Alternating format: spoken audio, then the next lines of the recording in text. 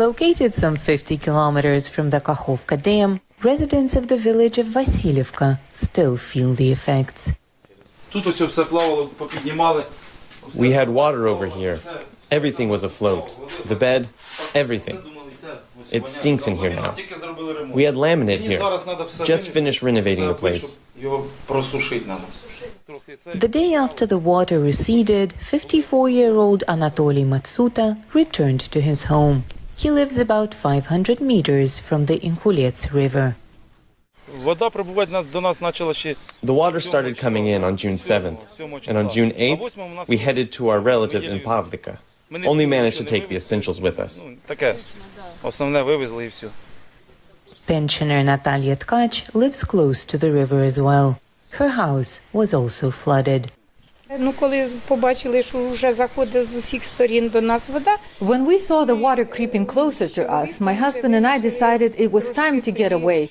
We took what we could, some clothing, some groceries, packed it all in the car and headed to our daughter's place. She lives further away from the river.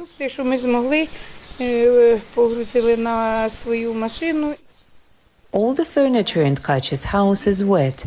The rooms are filled with debris. I don't know where to start. We have cattails inside the house, clay, silt, it's everywhere in the house. The furniture is ruined. The village of Vasylivka was occupied by Russian forces from February 24th to November 11th, 2022. For some time, locals lived under constant shelling. From the first day of the occupation to the very last day of it, my husband and I were here. And then the Russians left. We were so happy. We greeted our soldiers. We had 3 rockets fall near our houses. We've lived through a very tough time. And the tough times haven't ended. This time, it was an unwanted invasion of water, leaving residents here to contend with damaged and destroyed homes and land. For Yelyzaveta Krotyk in Vasylivka, Ukraine, Anna Rice, VOA News.